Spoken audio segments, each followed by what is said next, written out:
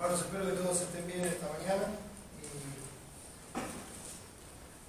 y les pido si me acompañan a Efesios una vez más.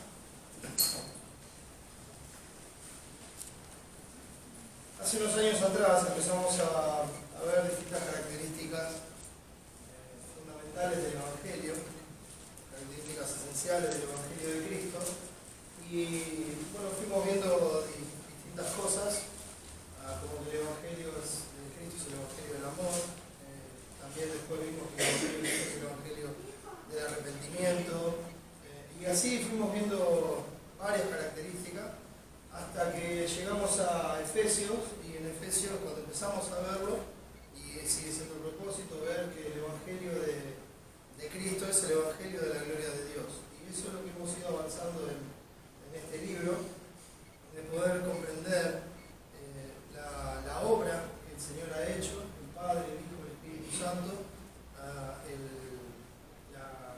efectividad de esa obra, la eficacia, en cuanto a la redención de su pueblo, en cuanto a comprar para sí un pueblo propio, celoso de buenas obras, y la capacidad en su gracia que le ha dado a ese pueblo para que ese pueblo le dé la gloria, cosa que antes no podía hacer. Antes estábamos muertos en delitos y pecados, y Él, por su gran amor, porque nos amó, por su misericordia, nos salvó y nos dio vida juntamente con Cristo.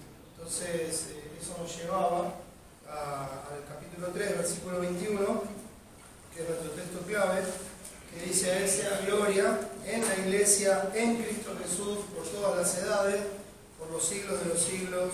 Amén.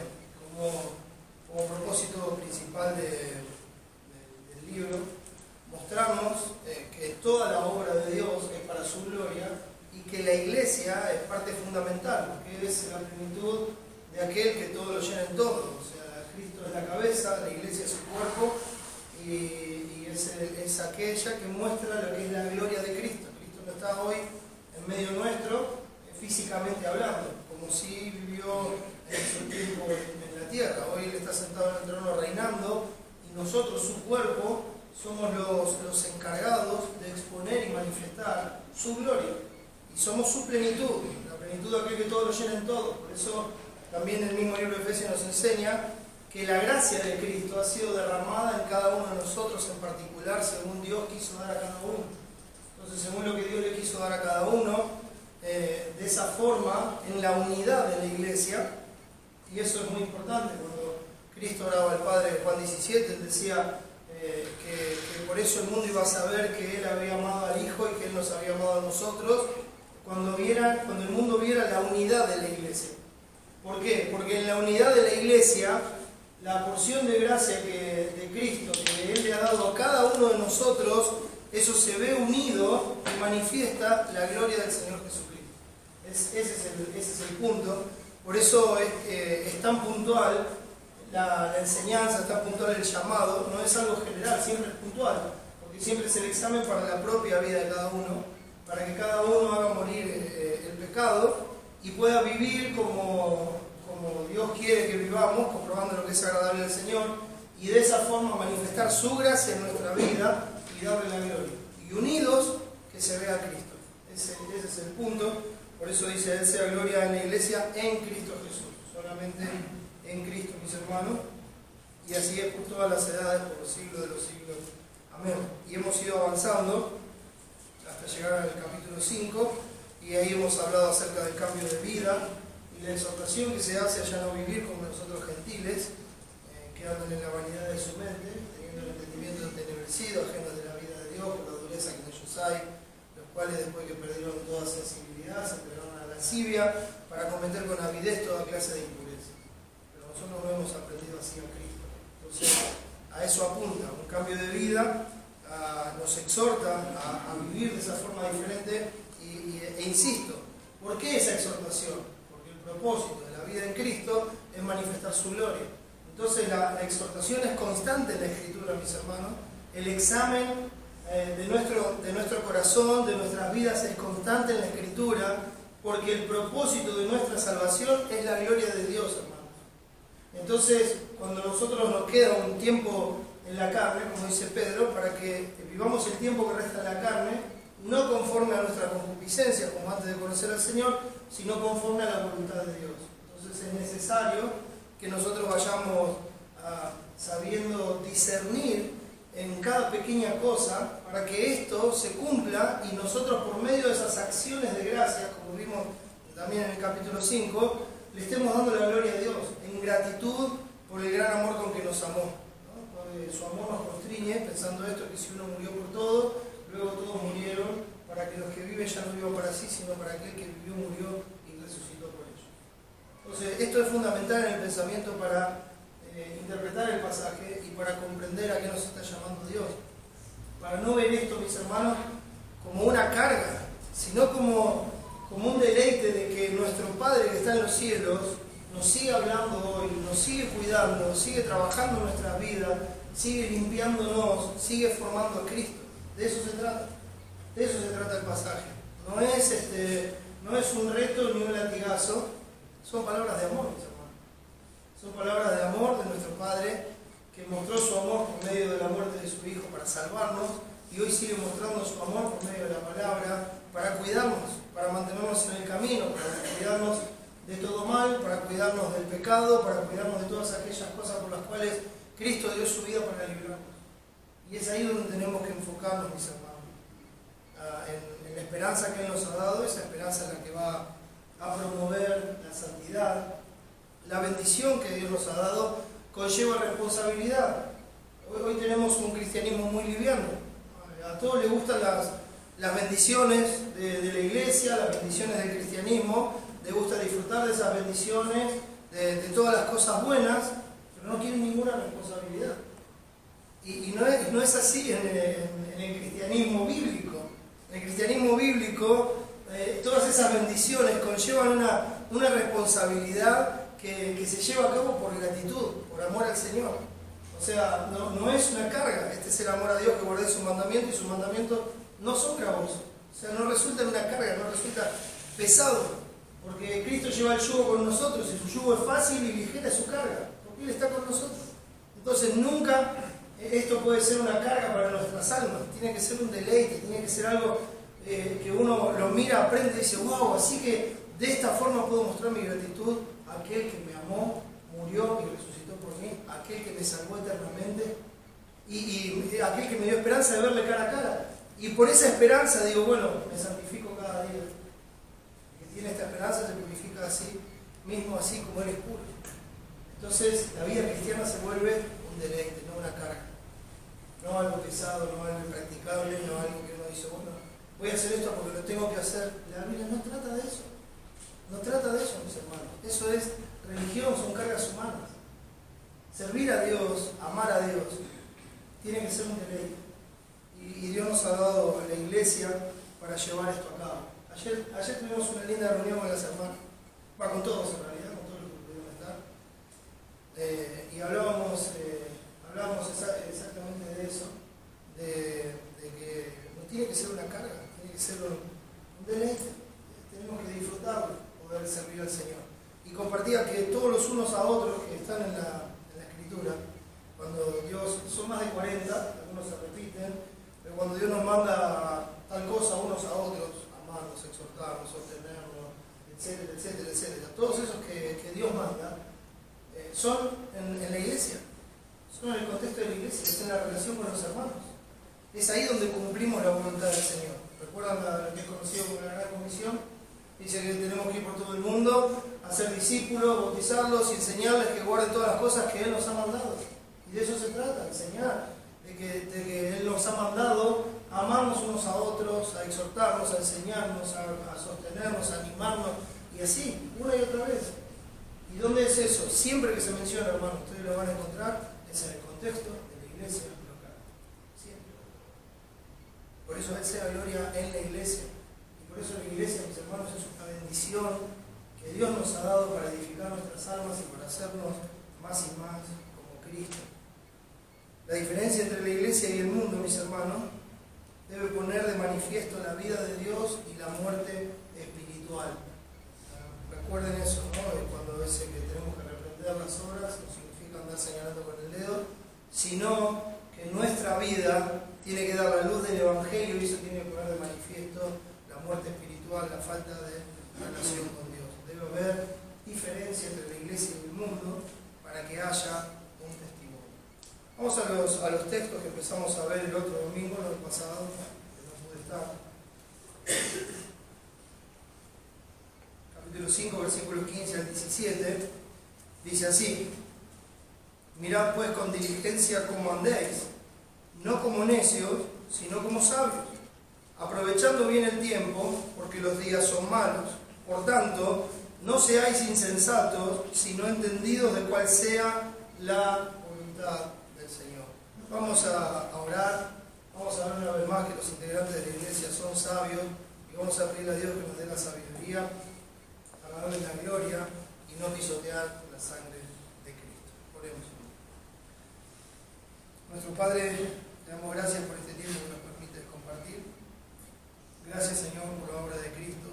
Gracias por tu Espíritu en nosotros. Gracias por la palabra. Gracias por la mente de Cristo, por la cual podamos discernir tu voluntad. Y, Señor, agradarte en lo que hacemos y darte la gloria. Tu Padre, no está en nosotros esa capacidad, está solamente por tu gracia. Y de eso queremos depender, Señor. Necesitamos que seas tú el que nos dé la sabiduría para tomar cada decisión, para vivir en cada momento, haciendo lo que a ti te agrada, aprovechando bien todas las oportunidades que nos das y así mostrar a Cristo y que tu gloria sea manifestada en este mundo, que tu luz brille, Señor, a través de tu iglesia. Gracias, Padre, por este tiempo. Ruego que edifiques a tu iglesia y que en tu gracia, en tu misericordia, salves a los que no te conocen. Gracias, Padre. Ayúdame y dame sabiduría de lo alto, te lo pido en el nombre de Jesús y para su gloria.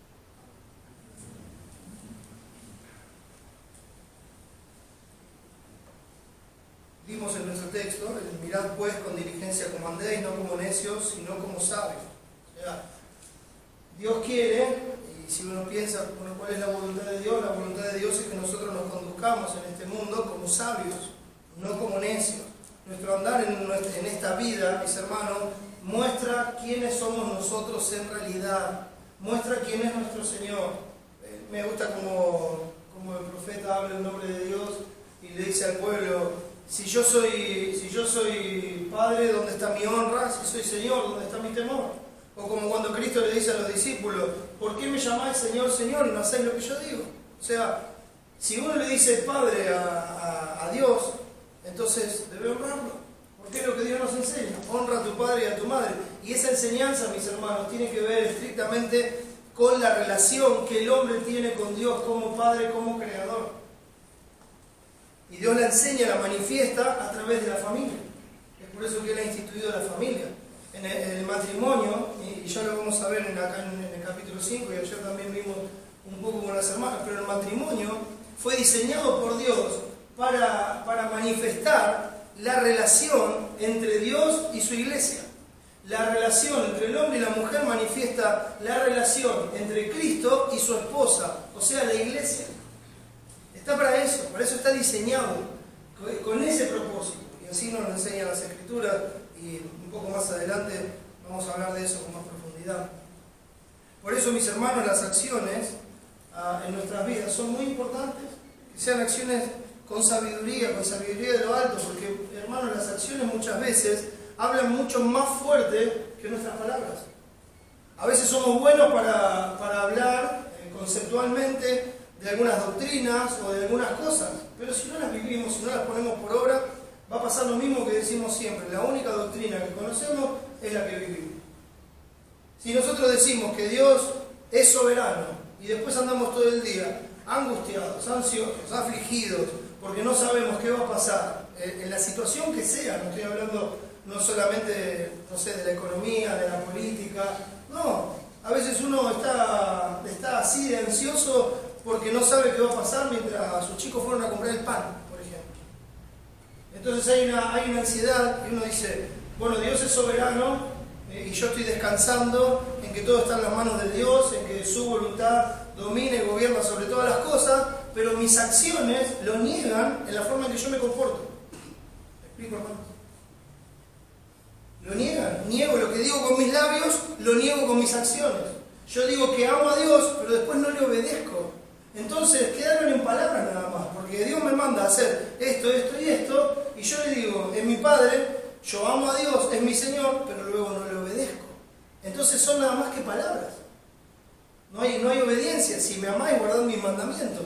Entonces las acciones están negando lo que nuestros labios dicen. Y Dios nos llama a que nosotros consideremos esto y que nos examinemos. Porque no podemos vivir así. Nos llama a dejar la mentira, la falsedad, la hipocresía de lado para hablar verdad cada uno con su prójimo. Nosotros normalmente tomamos compromisos con el Señor, ¿verdad? Tomamos compromisos con el Señor. Y decimos, Señor, yo voy a hacer esto, voy a hacer aquello, voy a hacer lo otro. Le prometemos todo al Señor. Tristemente, creo que todos lo hacemos en algún momento. Y más en los momentos de aflicción. Pasamos un momento difícil y decimos, Señor, si salgo de esto. Como si fuera necesario eso para que Dios sea digno, ¿verdad? Entonces estamos así, prometemos.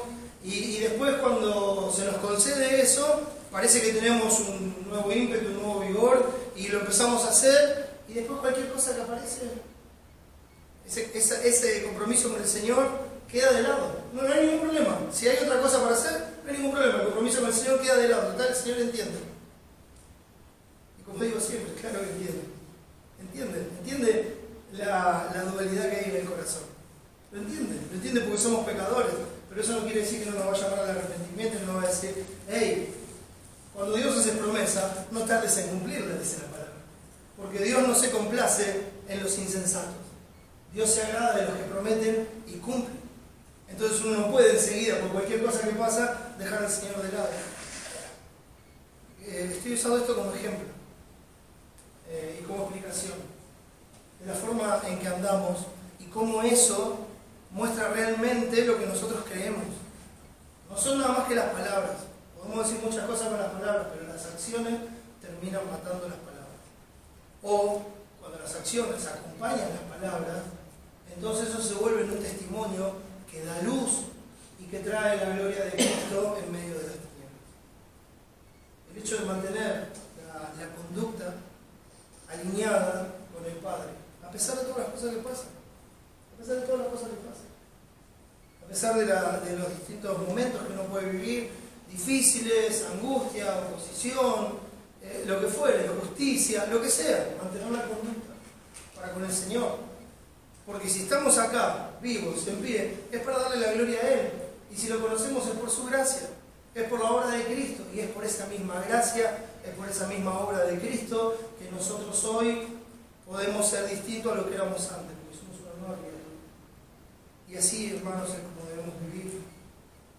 Podemos profesar muchas cosas con nuestros labios que serán solo palabras vacías si no están acompañadas con nuestras acciones. Podemos decirle a todos que Dios es nuestro Padre, pero si no nos conducimos en temor todo el tiempo de nuestra peregrinación, entonces será una mentira. ¿Recuerdan? Lo que dice Pedro 1:17.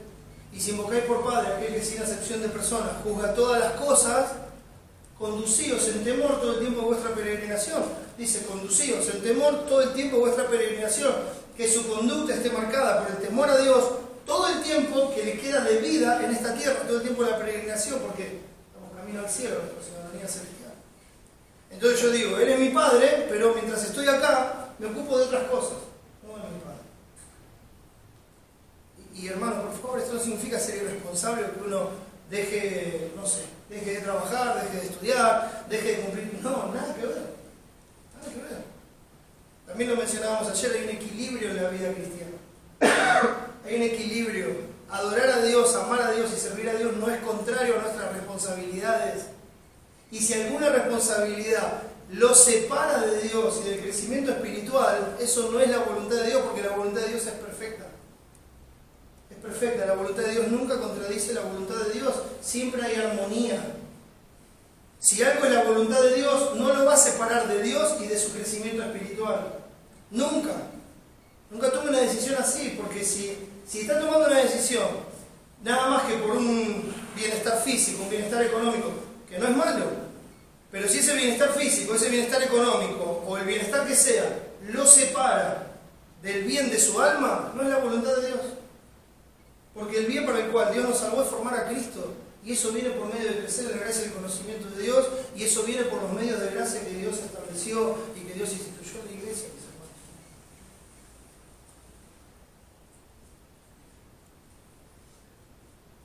Entonces, si nosotros decimos que es nuestro Padre y no nos conducimos en temor, entonces será una mentira, mis hermanos. Podemos gritar a los cuatro vientos que Jesucristo es el Señor, pero si luego no hacemos lo que Él manda, entonces será una mentira. ¿Por qué me llamáis Señor, Señor, y no hacéis lo que yo digo? Podemos proclamar que el Espíritu de Dios mora en nosotros, pero si en la conducta de nuestra vida no hay amor, gozo, paz, paciencia, benignidad, bondad, fe, mansedumbre, templanza, o sea, dominio propio, entonces será otra mentira. Gálatas 5 nos explica eso, dice, estas son las obras de la carne, ira, enojo, contiendas, disensiones, etcétera, etcétera, etcétera. Y este es el fruto del Espíritu, amor, gozo, paz, paciencia, benignidad. Entonces uno puede decir, yo soy un hijo de Dios, yo soy un cristiano, pero vivo en ira, en enojo, en contiendas, en disensiones, en murmuraciones, hablo mal de este, hablo mal del otro, no me trato con los que digo que amo, etcétera, etcétera, etcétera. Esas son las obras de la carne. El fruto del Espíritu es amor, gozo, paz, paciencia, benignidad, bondad, fe, mansedumbre y templanza. Entonces, acá mismo veíamos en el versículo 9, porque el fruto del Espíritu es en toda bondad, justicia y verdad. Entonces, uno dice, sí, el Espíritu de Dios muere en mí, pero no hay ni bondad, ni justicia, ni verdad. Entonces, ¿qué está pasando? Hago lo que yo quiero, no me importa el daño que cause. ¿Qué es lo que está pasando? ¿Dónde está la bondad? ¿Dónde está la justicia? ¿Dónde está la verdad de Dios? No está. Entonces la vida se vuelve un testimonio de lo que hay en el corazón. Por eso el Señor enseñó claramente por su fruto del conocer. Porque no hay temor en la forma de conducirse. No hay temor, porque cuando hay temor uno busca a ver si eso le agrada al Señor. Y la instrucción en la palabra, mis hermanos, es suficiente para absolutamente todos los aspectos y situaciones de la vida. Los principios bíblicos y la enseñanza de Dios en su palabra es suficiente para tratar absolutamente todos los temas de su vida. La mía y la de todos los cristianos. Es suficiente. Cuando hay temor, antes de dar un paso, uno primero busca eso. Y después da el paso cuando comprueba que le agrada al Señor. Si no, no lo da. No lo da. Es fácil, mis hermanos, obedecer aquellas cosas que nos gustan y lo que nos queda cómodo. Pero eso solo es religión, hermano. Solo es religión. Es fácil obedecer mientras lo que obedezco no afecta ni mi forma de vivir, ni mis costumbres, ni mis horarios, ni mis conveniencias. Pero eso solo es hipocresía. No es honestidad, no es sinceridad. Sí, yo estoy dispuesto. Estoy dispuesto siempre y cuando no me exija ningún sacrificio, siempre y cuando no me afecte en todas las cosas que yo tengo planeado. No es honestidad. Es fácil, mis hermanos, obedecer cuando tenemos donde vivir, cuando tenemos que comer, cuando tenemos que vestir, cuando tenemos buena salud. Pero eso es nada más que autosatisfacción, mis hermanos. Porque es como estamos acostumbrados nosotros humanamente hablando a lo que yo llamo el toma y traiga, ¿verdad? Ah, bueno, sí, si Dios me da todo lo que necesito, entonces yo voy a hacer todo lo que pueda. Pero cuando vienen los momentos difíciles, cuando no hay nada, cuando todo lo que era nuestro sostén se nos viene abajo, cuando se pone difícil la cosa, cuando se pone difícil la situación en casa, en la familia, cuando se pone difícil la situación en el barrio, cuando se pone difícil, ¿qué es más fácil ahí? ¿Huir? Darle la gloria a Dios. Seguramente es más fácil huir. Pero por el Espíritu de Dios y la gracia de Dios, nosotros como hijos de Dios podemos darle la gloria a Jesús en esos momentos. Podemos mostrar a Cristo. Porque Él vivió en esas mismas condiciones, mis hermanos. El Hijo del Hombre no tenía dónde recostar su cabeza. Lo acusaron injustamente, lo persiguieron, su familia se le puso en contra. Buscaban la ocasión para matarlo, buscaban la ocasión para atraparlo, buscaban la ocasión para meterlo preso. Le hicieron todas esas cosas y sin embargo su conducta siempre fue constante, porque yo hago siempre lo que le agrada al Padre. Y ese es nuestro ejemplo. Esa es la forma de vivir. Eso es a lo que Dios nos llama. La vida real se trata de otra cosa, hermanos. Hay angustias, aflicciones, necesidades, enfermedad, situaciones inesperadas, hay oposición, hay dolores, hay peleas, etcétera, etcétera, etcétera. Pero eso, mis hermanos, a los ojos de un cristiano que está descansando bajo la voluntad de Dios y bajo su soberanía, son oportunidades, lo digo entre comillas y lo resalto, y ahora lo vamos a ver en el texto, son oportunidades propiciadas por Dios para darle la gloria, manifestando el carácter de Cristo, siendo así luz en las tinieblas. El cristiano que no es consciente de que el lugar donde está fue propiciado por Dios para darle la gloria en medio de esa situación, no va a poder cumplir con esto. Por eso Dios nos enseña, por amor. Por eso Dios nos enseña, por eso Dios nos aclara el panorama. Y dice, tranquilo, yo estoy en control de todo, yo te puse ahí. Yo hago el bien y también creo en la adversidad. Yo hago el día del bien en el cual puedes disfrutar, pero también hago el día triste, también lo hago yo. Para que en ese día me dé la gloria también. Y cuando el cristiano está totalmente consciente de eso, su percepción de la vida y de las cosas cambia. Y cuando lo mire, cuando esto pasa, dice, Señor, dame sabiduría para darte la gloria. ¿Cómo te doy la gloria en este tiempo? ¿Cómo lo hago? Mi Padre, ayúdame. Por eso decía en el versículo 14, por lo cual dice, despiértate tú que duermes y levántate de los muertos y te alumbrará Cristo. Despiértate, levántate. Iglesia de Cristo debe ser luz, estás puesta para ser luz. Levántate del sueño para que la luz de Cristo resplandezca en ti. Levántate del letargo espiritual que te lleva a vivir entre los que no conocen a Dios como si fueras uno de ellos. Cuando dice levántate, se está refiriendo a eso. A que te levantes por la gracia de Dios y con el carácter de Cristo en medio de un mundo que es todo gris. Todo gris. Está exactamente igual. Es toda oscuridad y todo tinieblas. Y cuando uno está en este sentido alegórico acostado juntamente con ellos, quiere decir que está viviendo igual que ellos. No hay diferencia, no hay distinción. El comportamiento es el mismo, la forma de conducirse es la misma, la forma de hablar es la misma. Es lo mismo. Y se levanta. No puedes estar ahí. No puedes estar ahí. No puedes quedarte acostado en el cementerio. Levántate. Tú estás puesto para hacer luz. Estás puesto para alumbrar. Estás puesto para mostrar que hay un camino eterno. Estás puesto para mostrar que hay otra vida más allá de lo que se ve o se puede tocar. Ya no vivas como ellos, como los otros gentiles que no conocen a Dios. Por eso dice en el versículo 15, mirad pues cómo andéis.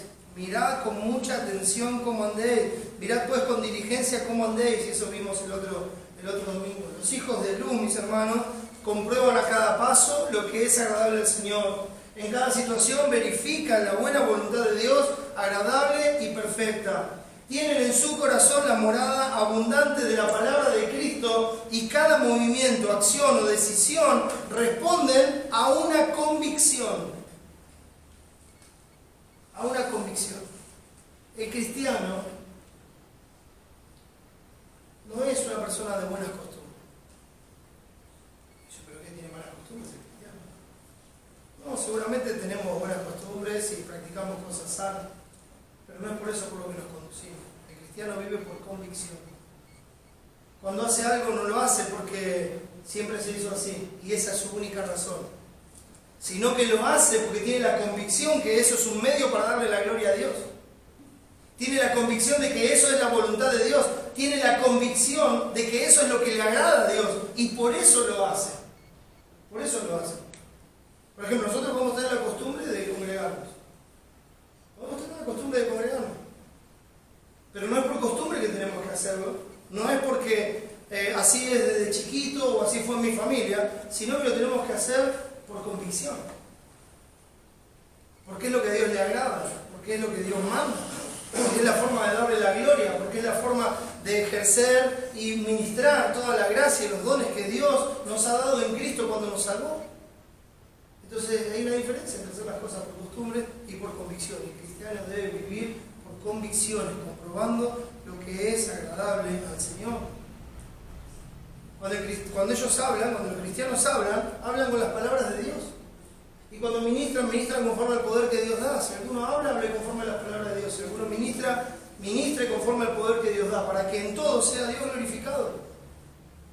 No están buscando su propia gloria, sino que están buscando la gloria del que los envió. Como cuando Cristo sopló el Espíritu a los discípulos allí, después de la resurrección, y le dijo, como el Padre me envió, así os envío yo. De la misma forma que el Padre envió a Cristo al mundo, así Él nos envió a nosotros al mundo a ser como Él, a ser luz. Los cristianos no buscan lo suyo propio, no hacen nada por contienda ni vanagloria. Están totalmente sometidos al Señor, rendidos a su voluntad. ¿Quiere decir esto que somos perfectos y que nunca nos equivocamos? No. No, este es el anhelo de nuestro corazón. Por eso luchamos con el pecado. Porque este es el anhelo.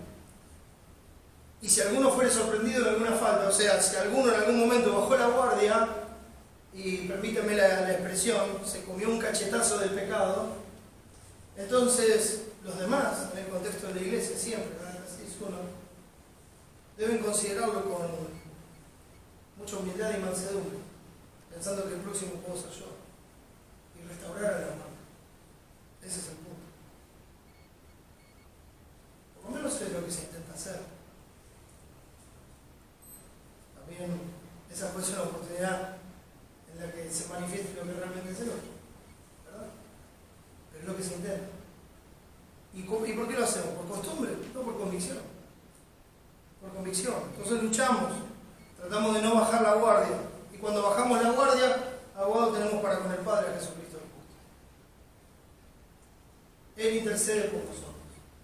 ¿Quién nos va a acusar? ¿Quién nos va a condenar? Cristo ya murió, Cristo ya resucitó. Ya pagó por nuestro pecado y ya nos justificó cuando resucitó. Entonces, no hay condenación ni acusación contra los hijos de Dios, porque estamos en Cristo. Y cuando nos pasan estas cosas, es a Él a quien podemos acudir una y otra vez, sabiendo que Él es fiel y justo para perdonar nuestros pecados y limpiarnos de toda maldad. No somos perfectos, pero sí tenemos el anhelo de darle la gloria a Dios. En cada circunstancia de sus vidas, de los cristianos, de los integrantes de la iglesia, la oración es: Padre, no lo que yo quiero, sino lo que tú, no mi voluntad, sino la tuya. Es el ejemplo de Cristo. Los integrantes de la iglesia sabios están totalmente entregados a su Señor, como aquellos que saben que fueron rescatados por precio, comprados en cuerpo y espíritu con la sangre de Cristo y que no son de ellos mismos. O eres tuyo o eres de Cristo. A cada paso debes preguntarte eso. ¿De quién soy? ¿A quién sirvo? ¿Quién es el Señor? ¿Quién es mi Padre? Por eso el versículo 15, después de esta exhortación, a mirar con mucha diligencia cómo nos conducimos, cómo estamos andando, dice: mirad pues con diligencia cómo andéis, dice la forma, no como necios, sino como sabios. Los integrantes de la iglesia son muy diligentes en mirar cuidadosamente cómo andan.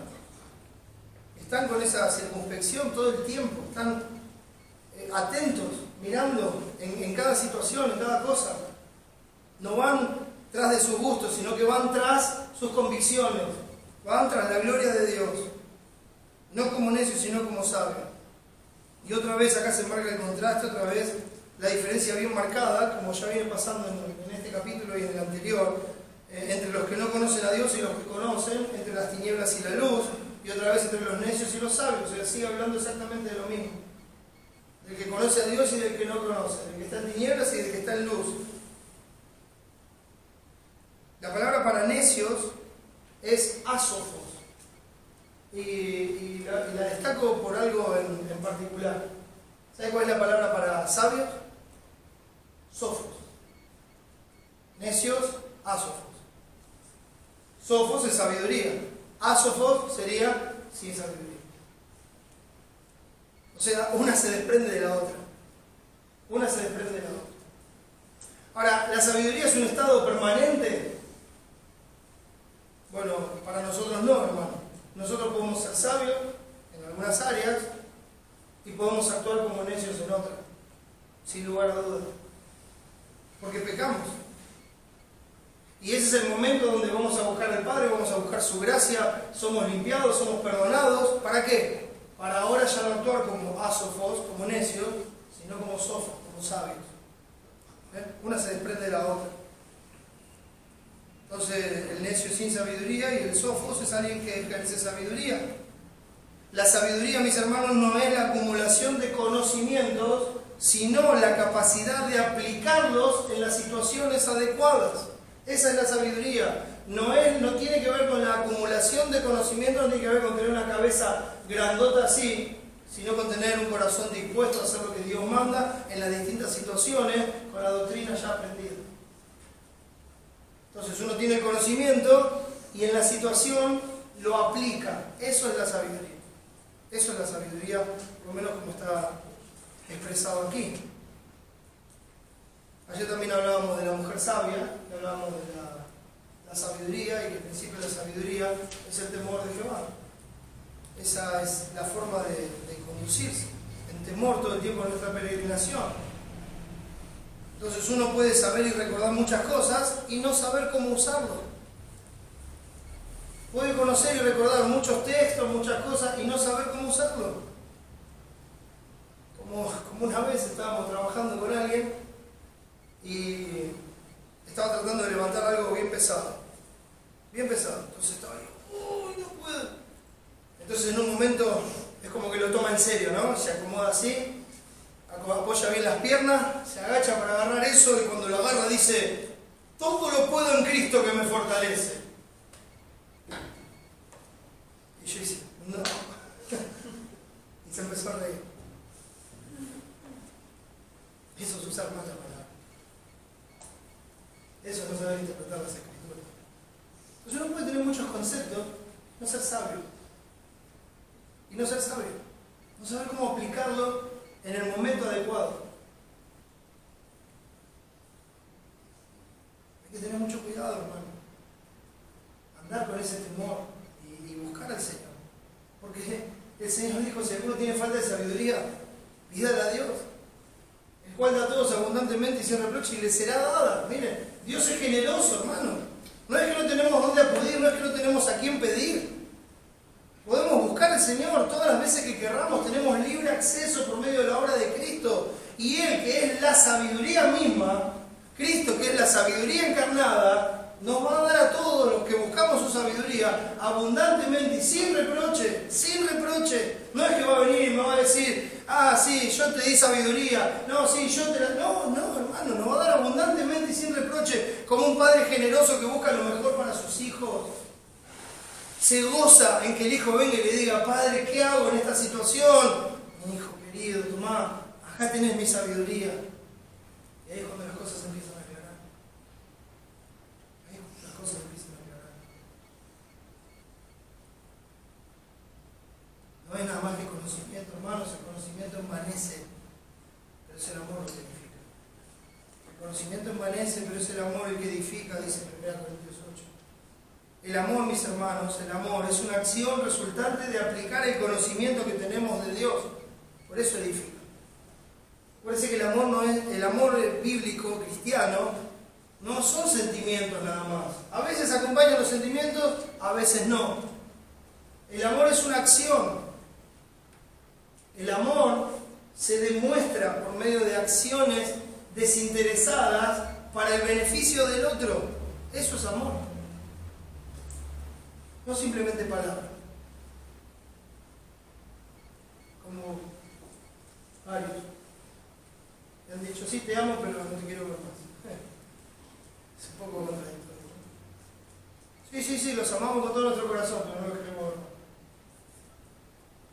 Eso no es el amor bíblico. Ese es el amor del mundo, pero no el amor de Dios. El amor, hermanos, edifica porque es una acción resultante de aplicar el conocimiento de Dios. Es una acción sabia. Es una acción que trae gloria a Dios y no a los hombres, porque nosotros no amamos así. Solamente Dios ama así. Solamente Dios nos amó a nosotros cuando estábamos muertos en delitos y pecados. Nos amó cuando aún éramos pecadores. Nos amó cuando éramos sus enemigos. Nos amó cuando no le buscábamos. Ese amor fue derramado en nuestros corazones. Ese amor es el que edifica, mis hermanos. Ese amor es el que edifica.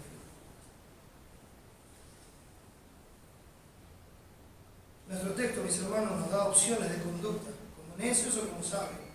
Y como dije antes, una se desprende de la otra. O sea, si no ando como necio, entonces voy a estar andando, si no ando como sabio, entonces voy a estar andando como necio. No hay muchas opciones. O hago una cosa o hago la otra. Y si como una se desprende de la otra, si no hago una, estoy en la otra. Es así. O sea, debo poner mucha diligencia, mis hermanos, en discernir cómo ando. O sea, a la manera del necio o a la manera del sabio. Yo tengo que examinar eso a la luz de la Escritura. ¿Cómo anda el necio? Dice el necio en su corazón, no hay Dios. Salmo 53 y el 14, los dos son prácticamente idénticos. Dice el necio en su corazón, no hay Dios, se han corrompido e hicieron abominable maldad, no hay quien haga bien. Entonces el necio vive como si Dios no existiera. Aún el cristiano puede tomar decisiones y acciones y no va a decir Dios no existe. Pero sus acciones son sin considerar a Dios, sin considerar la palabra, sin buscar su voluntad, sin buscar su sabiduría. Entonces está actuando como necio, como alguien que no conoce a Dios. ¿Me explico? O sea que no es, no, el incrédulo se porta así, nosotros somos todos sabios. No. Aún el necio cuando calla es contado por sabio. Entonces, tanto en un lado como en el otro se puede tener acciones que pueden dar a parecer algo. Pero en el cristiano esto tiene que ser una conducta de vida. El hecho de siempre considerar a Dios, siempre considerar sus caminos. Y se reconocen en todos tus caminos y Él enderezará tus veredas. Porque nuestras veredas están torcidas por naturaleza, por nuestra necedad. Y el hecho de reconocer a Dios en todos nuestros caminos, en todas nuestras cosas, en todo lo que emprendemos, es lo que va a hacer que eso que está torcido por naturaleza se enderece con la rectitud de Dios, con su sabiduría. Entonces, o se actúa como necio o como sabio. El principio de la sabiduría es el temor de Jehová. Los insensatos desprecian la sabiduría y la enseñanza. El insensato, que es la misma palabra que se usa en el versículo 17, fíjense, dice: por tanto no seáis insensatos, sino entendidos de cuál sea la voluntad del Señor, y con su ayuda lo veremos el próximo domingo. Pero dice: por tanto no seáis insensatos. Y en Proverbios 1.7 dice: el principio de la sabiduría es el temor de Jehová. Los insensatos desprecian la sabiduría y la enseñanza. Esa palabra insensatos significa una carencia de integridad mental y de sobriedad. Un hábito mental desenfrenado y desconsiderado. Eso es ser un insensato. Entonces el insensato dice: para mí esto es así. Sí, pero mirá, la enseñanza es otra cosa. La enseñanza de la Escritura dice esto. ¿Y el insensato qué hace? Tiene esa, como dice acá, ese hábito mental desenfrenado y desconsiderado, y dice: sí, vos decís lo que quieras, pero para mí esto es así. Y uno dice: no, pero espera. No te estoy diciendo lo que quiero. Mirá, te estoy diciendo lo que la Escritura dice. Y te puedo explicar con la Escritura por qué la Escritura dice esto. O sea, que lo que estamos viendo es lo que Dios dice, no lo que el hombre dice. Sí, está bien. Yo ya sé todo eso. Esto es algo muy común, hermano. Sí, yo ya sé todo eso. Yo ya conozco la Escritura. Yo ya sé lo que dice, pero para mí es así. Insensatez total. Desconsideración y desenfreno mental. Insensatez total. Sí, pero no. Los insensatos desprecian la enseñanza y la sabiduría. Esa es una acción necia. La Biblia, mis hermanos, a lo largo de ella nos presenta dos tipos de personas: el necio y el sabio, descritos y llamados también de otras maneras: el impío y el justo, las tinieblas y la luz, el hombre natural y el hombre espiritual.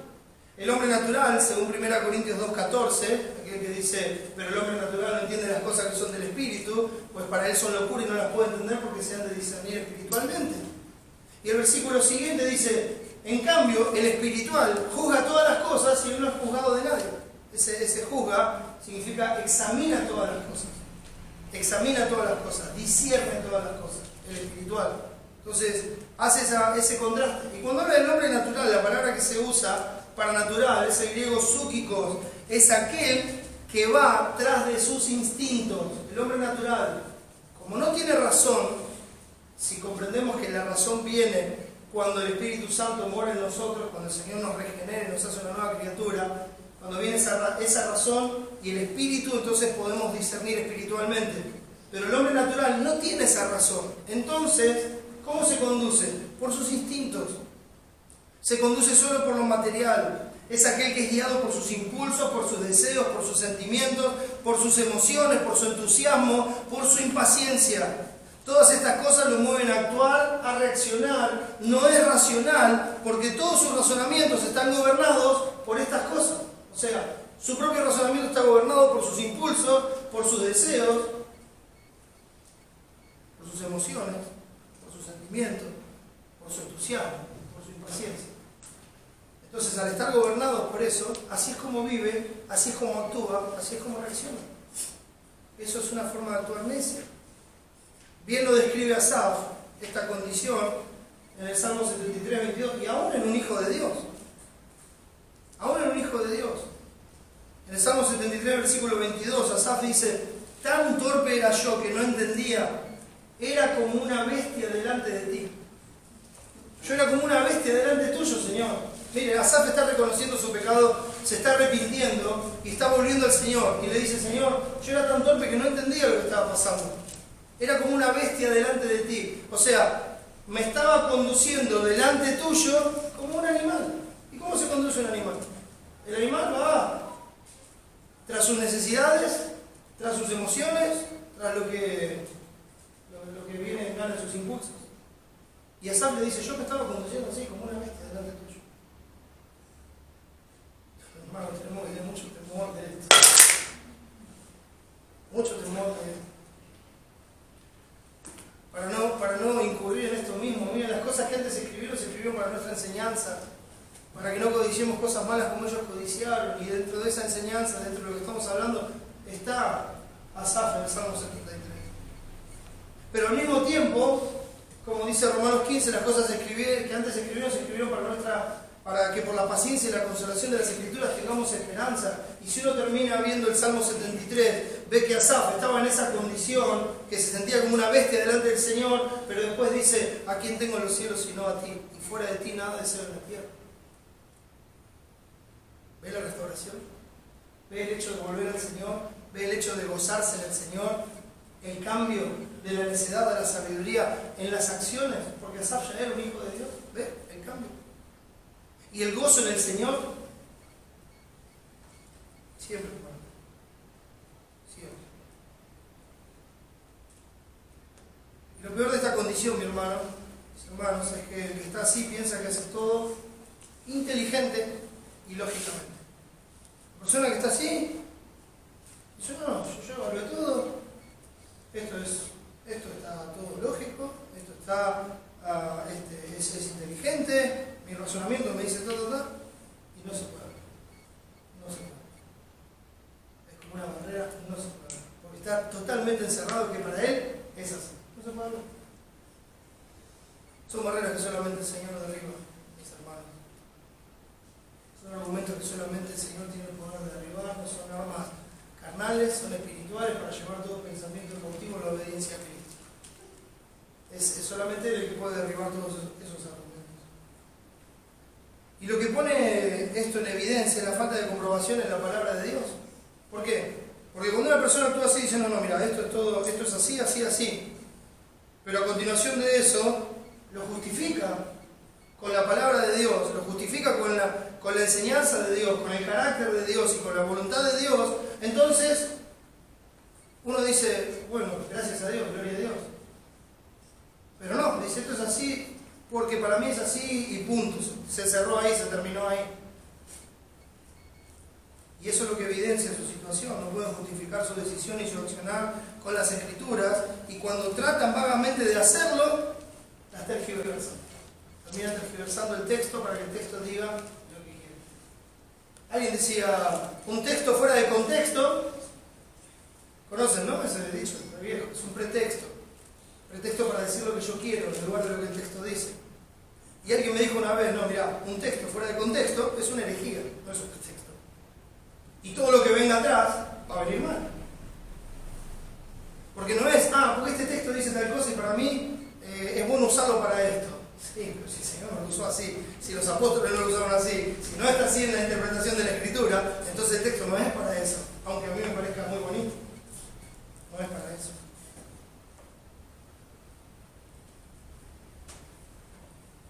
Quisiera ver rápidamente algunos versículos en el libro de Proverbios, si me acompañan. Proverbios capítulo 12.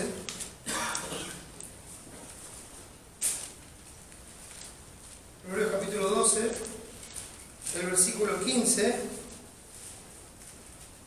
nos confirma todo esto. Miren lo que dice. 12:15. El camino del necio es derecho en su opinión. En su opinión, el camino del necio es derecho. Vaya a decirle que está mal. Mas el que obedece al consejo es sabio. ¿Ve el contraste? Va a encontrar muchos de estos contrastes en el libro de Proverbios. Le dice, el sabio hace esto, el necio hace esto. El necio hace esto, el sabio hace esto. Y eso es para nuestra enseñanza, hermano. El camino del necio es de derecho en su propia opinión, mas el que obedece al consejo es sabio. Quiere decir que uno piensa que su camino es derecho, pero viene alguien y lo aconseja y le dice, no, mirá, a la luz de la Escritura, ese camino es torcido. Y si escucha el consejo, es sabio. Y si no lo escucha, va a seguir en su propio camino, va a seguir con su propia forma de ver las cosas.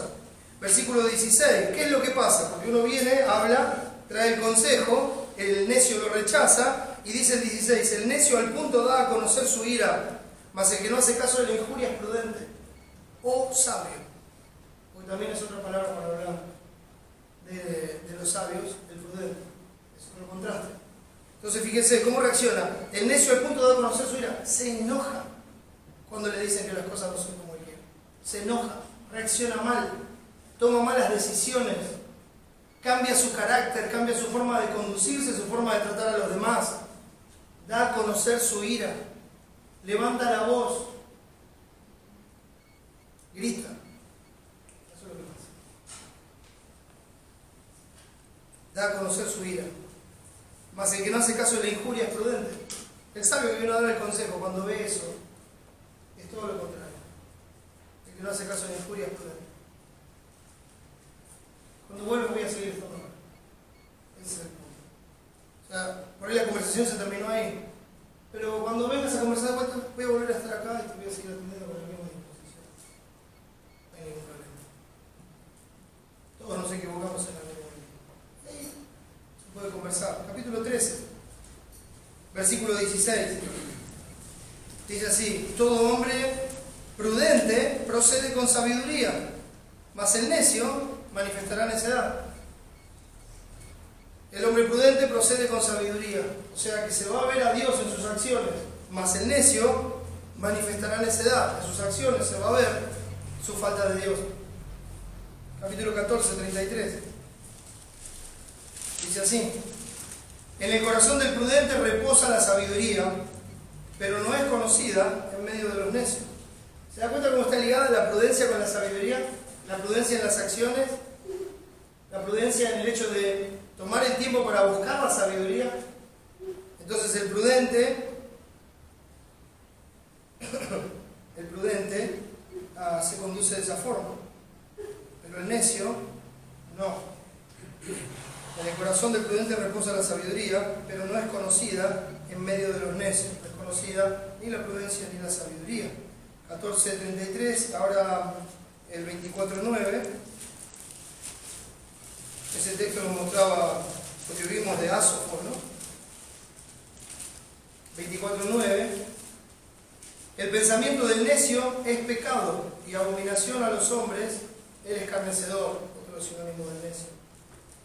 El pensamiento del necio es pecado. Entonces, cuando dice manifestará necedad, el pensamiento del necio es pecado, está separado de la voluntad de Dios, separado de lo que a Dios le agrada, entonces su acción va a manifestar necedad, porque su acción va a ser pecaminosa, en su forma de conducirse, en la decisión que toma.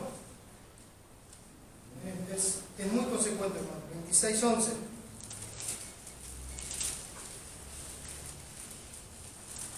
Dice así, como perro que vuelve a su vómito, aquello que cita Pedro, en 2 de Pedro 2, así es el necio que repite su necedad.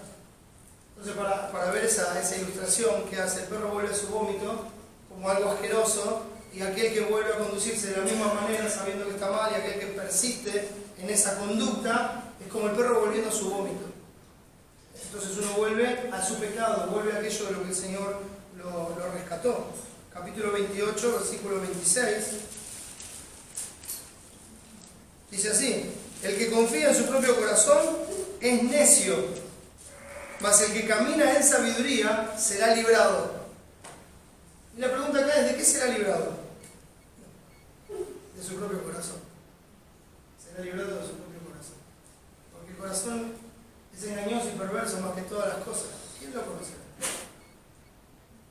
Entonces, en lugar de confiarse en sí mismo, el que confía en su propio corazón es necio, dice la palabra. Mas el que camina en sabiduría será librado de actuar y manifestar necedad. Porque es prudente, porque busca la sabiduría, porque busca al Señor, porque busca agradar a Dios. Entonces va a ser librado de esa necedad. Hermanos, hay un contraste bien marcado y así se debe ver nuestro andar. Ese debe ser el testimonio de nuestro andar. Volviendo a Efesios 5, ya con esto termino. Fíjense en algo que lo vamos a profundizar un poco más después, pero fíjense en qué dice el 15 del capítulo 5. Mirad pues con diligencia como andéis, no como necios, sino como sabios.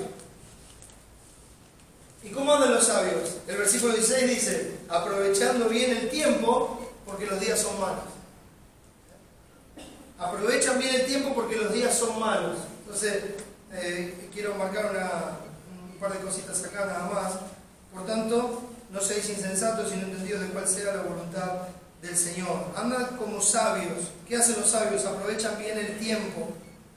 O sea, redimiendo bien el tiempo. La palabra aprovechando es el griego exagorazo, de donde se traduce la palabra redimir. Eso era comprar y sacar fuera de la plaza de mercado. Esa palabra se usaba para los esclavos. Cuando uno compraba un esclavo con el fin de hacerlo libre, entonces lo sacaba de la plaza de mercado para afuera, exagorazo, lo compraba, ponía el precio, lo compraba y lo sacaba para afuera, para que ya no sea esclavo. Ahí. Cambiaba de dueño, porque era del que lo había comprado, ¿verdad? A menos que él quisiera darle una carta y ser totalmente libre. Pero esa es la palabra que se usa acá, en una forma de ilustración, y también se puede traducir aprovechando bien el tiempo, redimiendo bien el tiempo. O sea, como algo precioso, como algo costoso. Este tiempo no se vuelve a repetir. Lo que no pudo hacer ahora, no lo va a poder volver a hacer.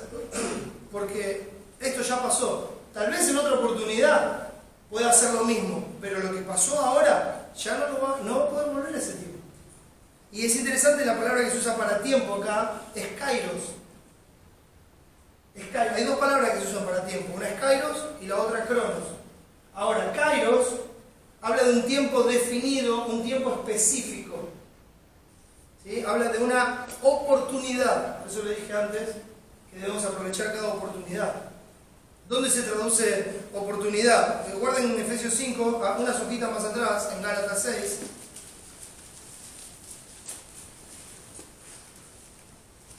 Gálatas 6, capítulo 6, versículo...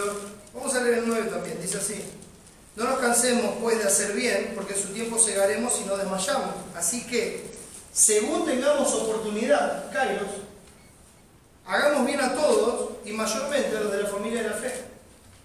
O sea, cada vez que tengamos ese tiempo específico de hacer bien a todos, y especialmente a los de la familia de la fe, mayormente a los de la familia de la fe, aprovechémoslo.